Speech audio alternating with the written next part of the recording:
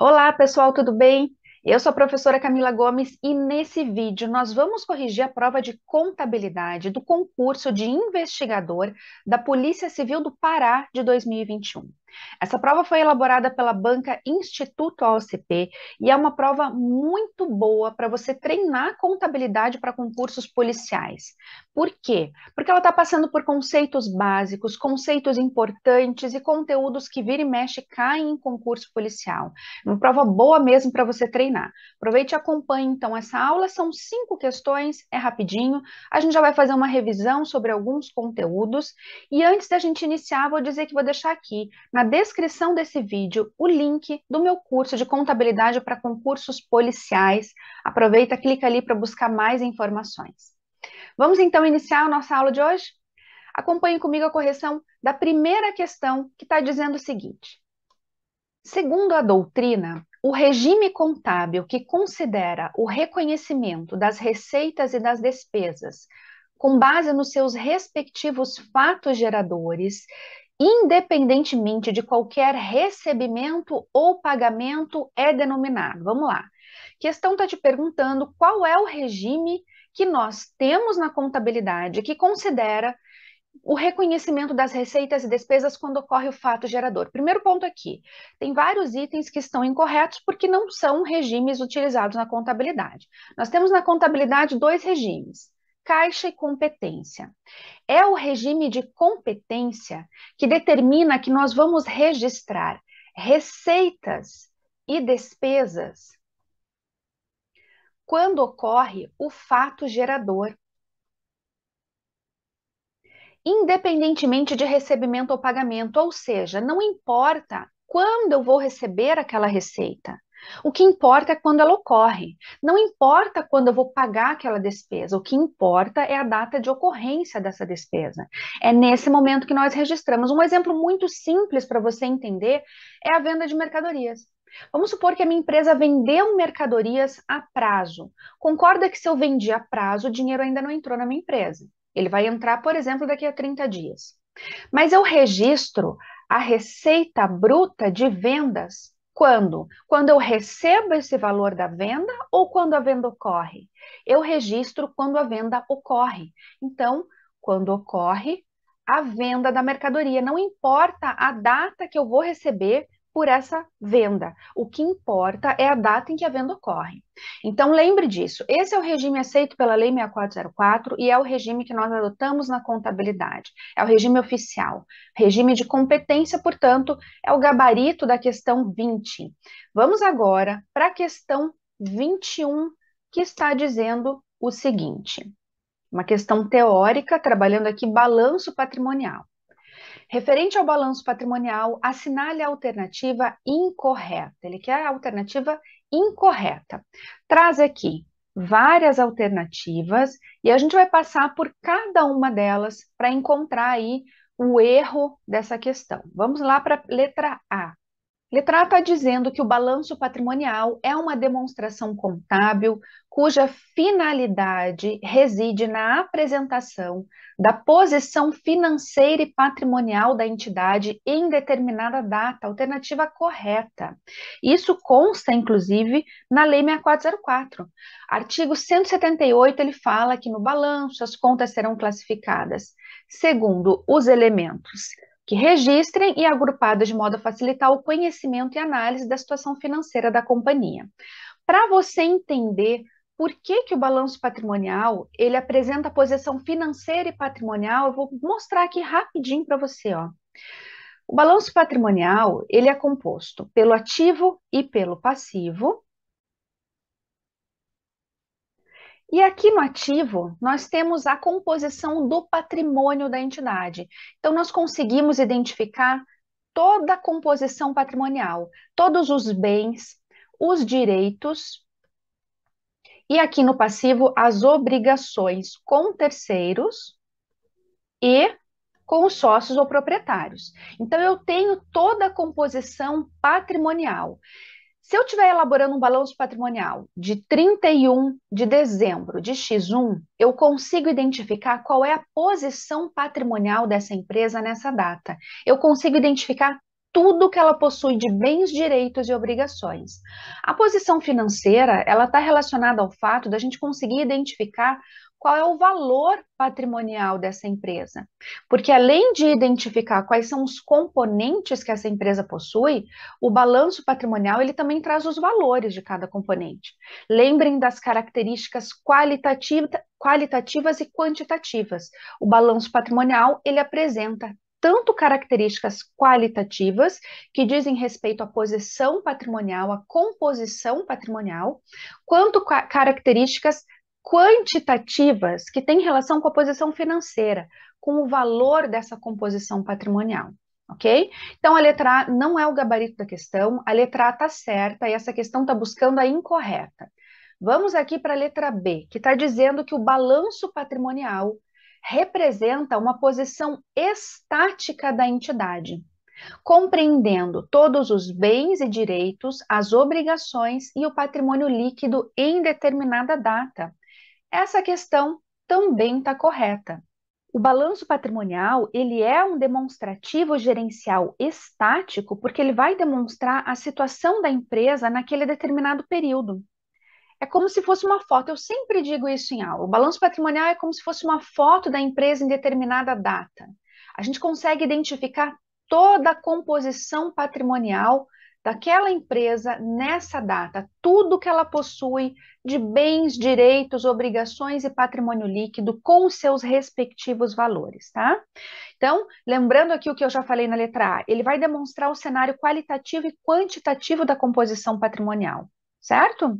E aí, aproveitando aí a letra B, vamos aqui lembrar qual é a demonstração que apresenta a dinâmica patrimonial.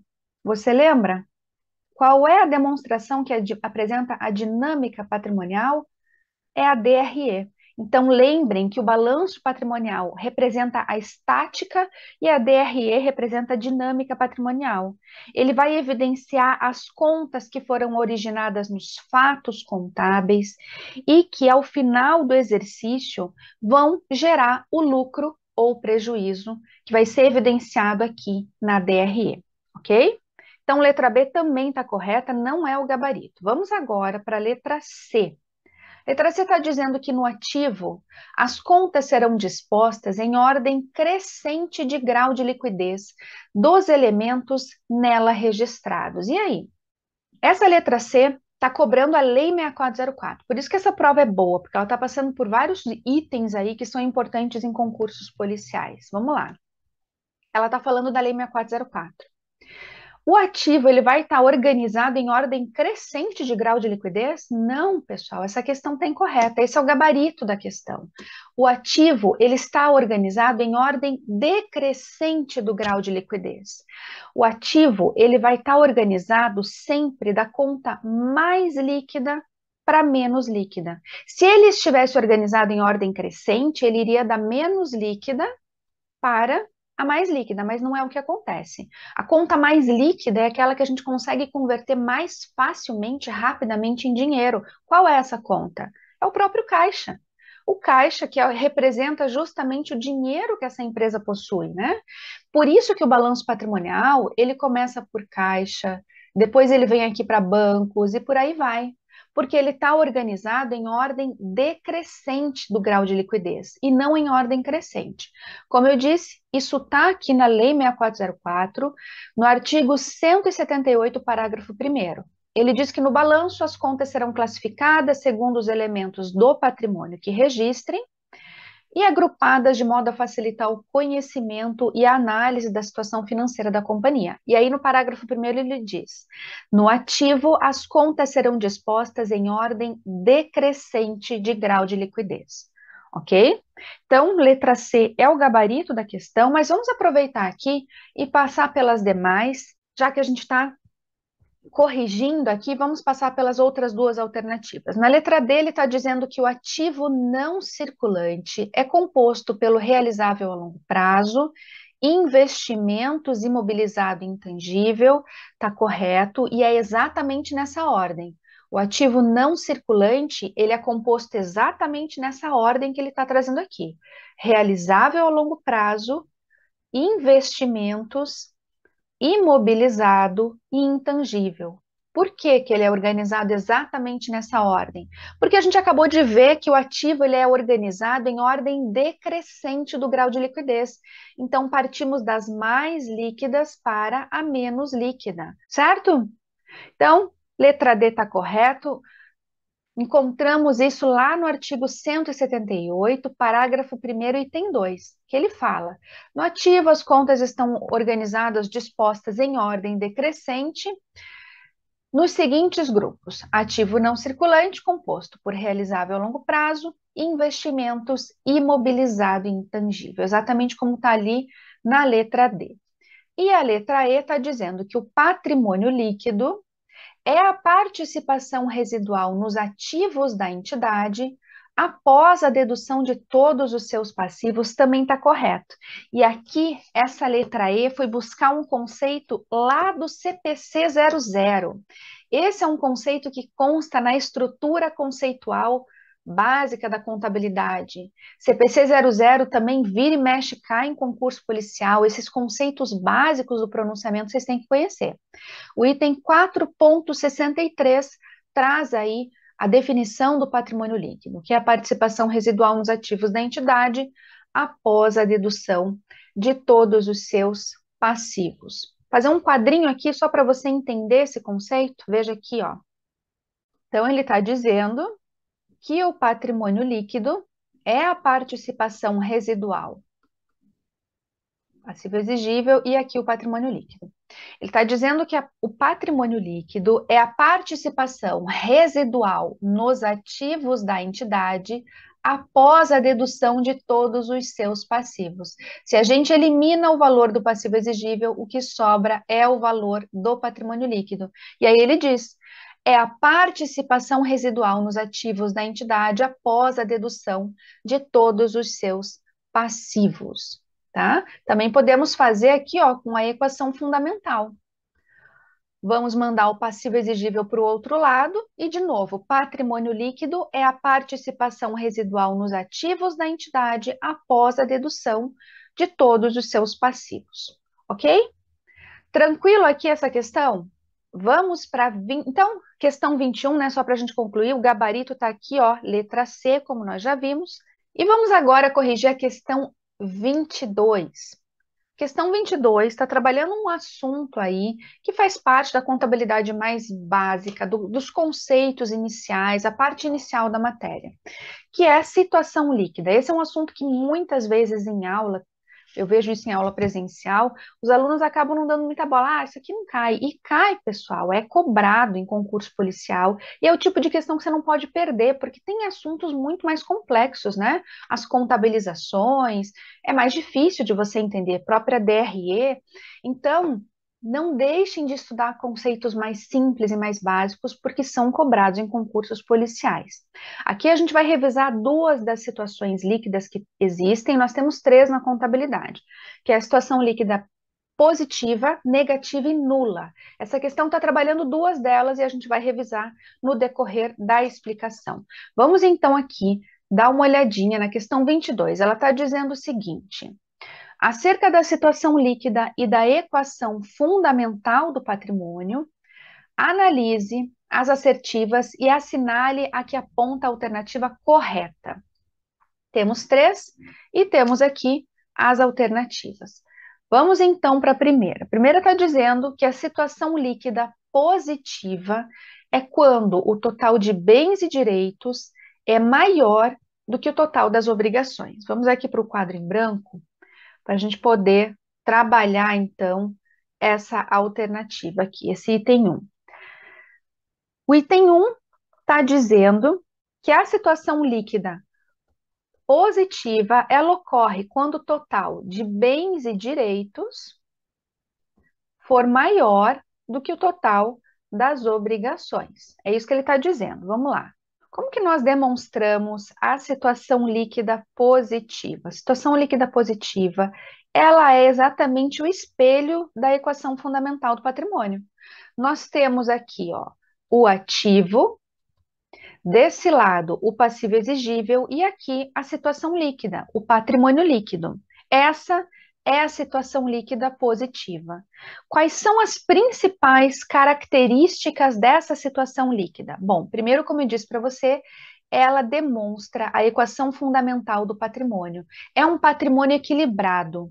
Se eu encerrar as minhas atividades hoje, o que eu tenho de bens e direitos é suficiente para liquidar as minhas obrigações e ainda para remunerar sócios e acionistas. É uma situação líquida equilibrada, tá? As principais características, então, é a seguinte: nós temos um patrimônio líquido maior do que zero, porque ele é positivo, e eu tenho um total de ativo maior do que o passivo exigível, certo? O meu ativo é maior do que o meu passivo exigível. Essas são as principais características da situação líquida positiva. Eu posso, portanto, afirmar que nessa situação os bens e direitos são maiores do que as obrigações? Posso. O ativo ele é composto pelos bens mais direitos, e eu estou dizendo aqui que é maior do que as obrigações, certo? Passivo exigível. Então, o item 1 está correto. Item 1 está certo. Vamos para o item 2. Está falando que a situação líquida negativa é quando o total de bens e direitos é menor do que o total das obrigações. Vamos então lembrar quais são as principais características da situação líquida negativa. A questão está dizendo que a situação líquida negativa ocorre quando bens e direitos são menores do que as obrigações. Vamos confirmar então essa alternativa 2. Aqui, ó. Qual é a apresentação da situação líquida negativa? A situação líquida negativa é a única situação em que você vai encontrar o patrimônio líquido apresentado junto com o ativo. É o chamado passivo a descoberto. Então, é a única situação em que o patrimônio líquido é apresentado do lado do ativo, tá? É quando ele é negativo.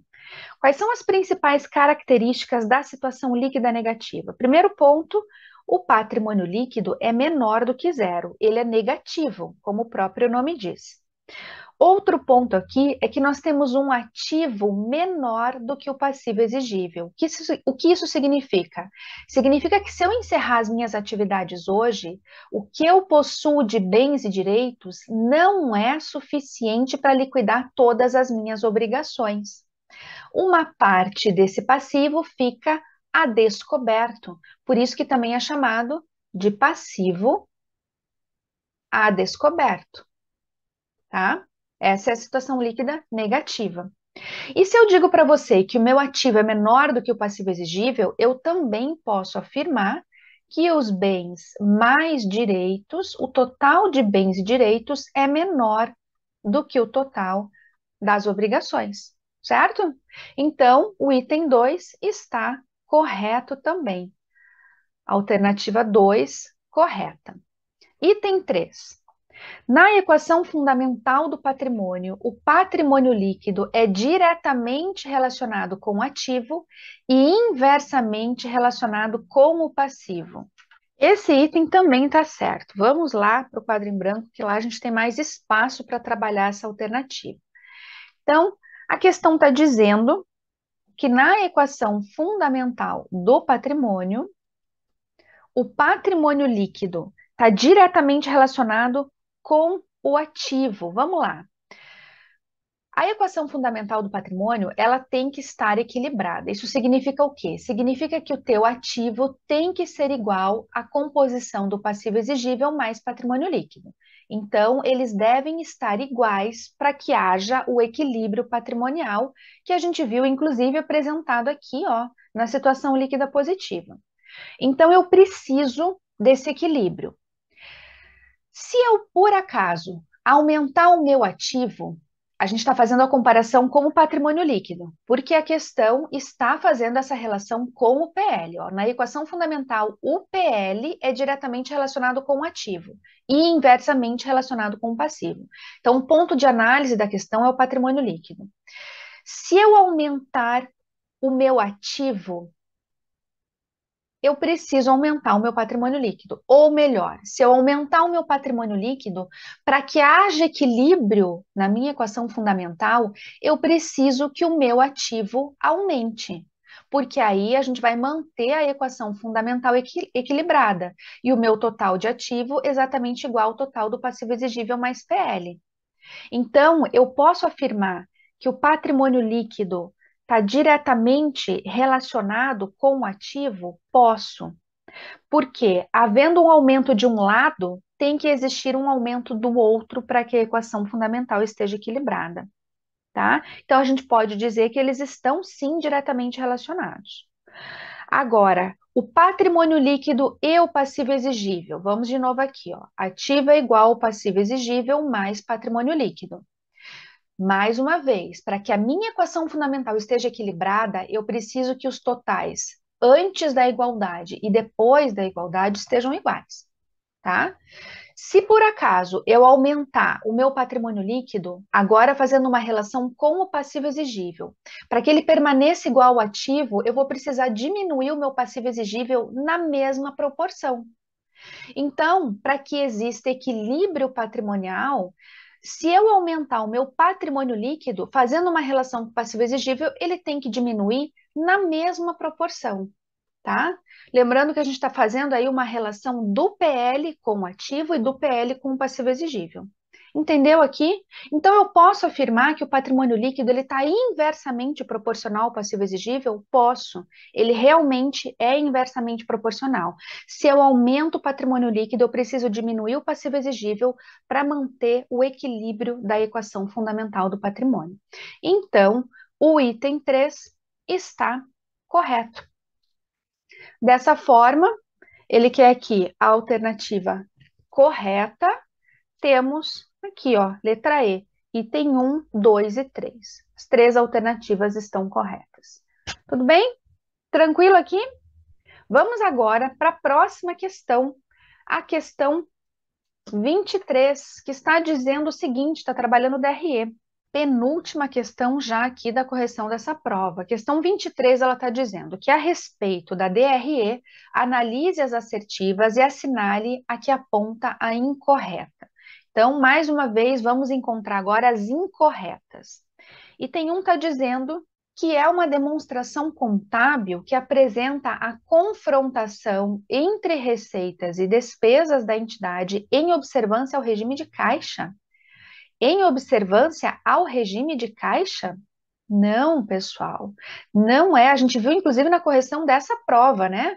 Nós utilizamos o regime de competência. Primeira questão, falamos sobre isso. Esse é o regime aceito pela Lei 6404. Então, a DRE é uma demonstração que apresenta o confronto entre receitas e despesas em observância ao regime de competência e não ao regime de caixa. Então, o item 1 está incorreto, está errado. Vamos para o item 2. A DRE objetiva a evidenciar a situação financeira da entidade, avaliando o seu desempenho. Situação financeira, qual é a demonstração? A gente já viu também nessa aula. Qual é a demonstração que evidencia a situação financeira? É o balanço patrimonial. Vimos aí em questões anteriores que, inclusive, a própria lei cita isso, né? Então, tá errado.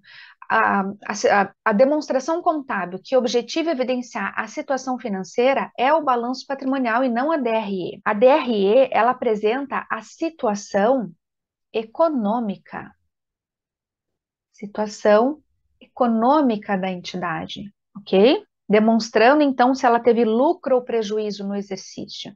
Item 2 está incorreto. E o item 3, ele diz que integra o capital próprio da entidade, pois o resultado gerado, lucro ou prejuízo, comporá o patrimônio líquido. E aí, o item 3 está correto. O item 3 ele está fazendo a dobradinha que existe aqui, está cobrando a dobradinha que existe entre balanço patrimonial e DRE. Tá lembrado de como funciona?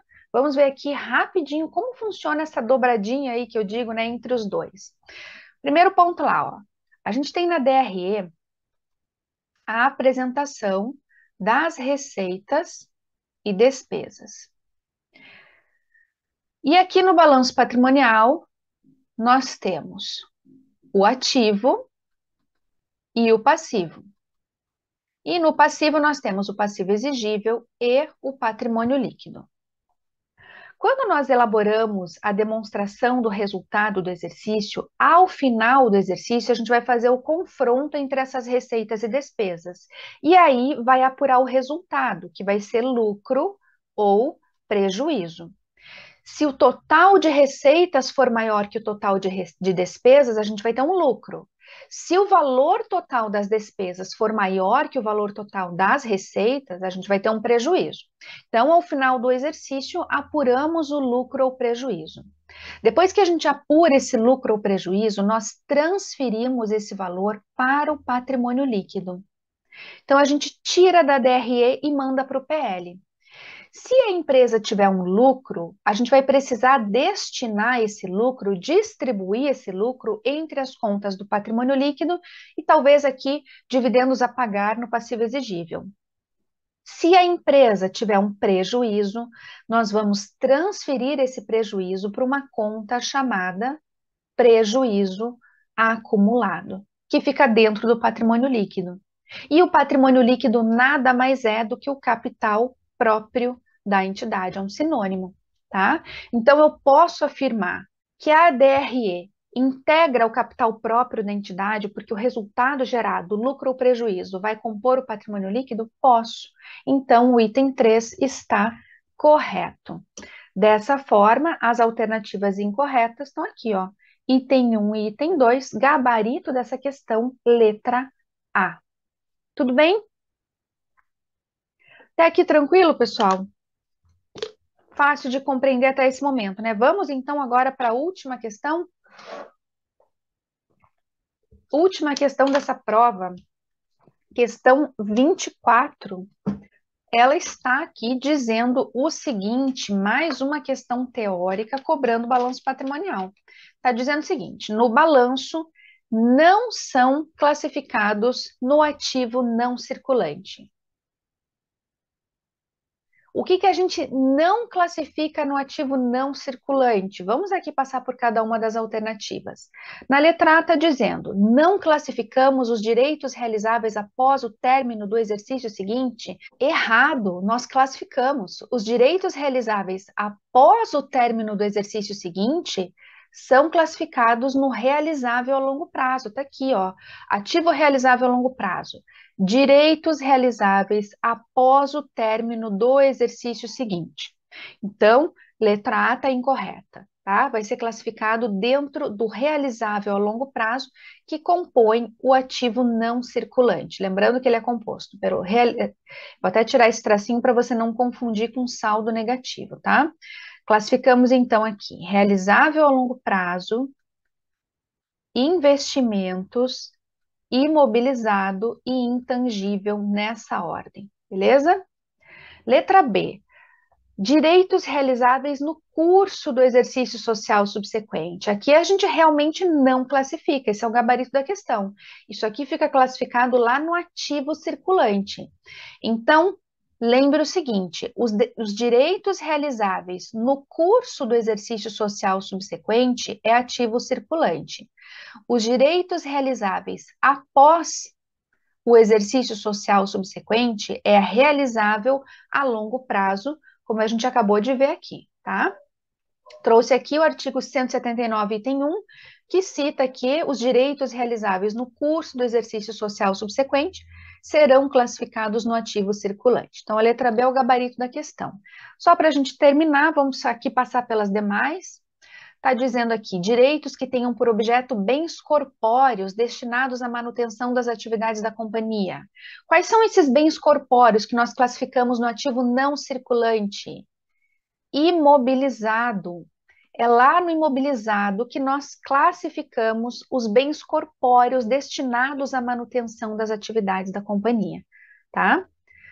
Letra D, direitos que tenham por objeto bens incorpóreos destinados à manutenção da entidade. Aqui são os bens classificados no intangível. Os bens classificados no intangível fazem parte do ativo não circulante e são os bens incorpóreos. E a letra E é uma pegadinha dessa questão aqui que eu tenho certeza que muita gente se confundiu e errou.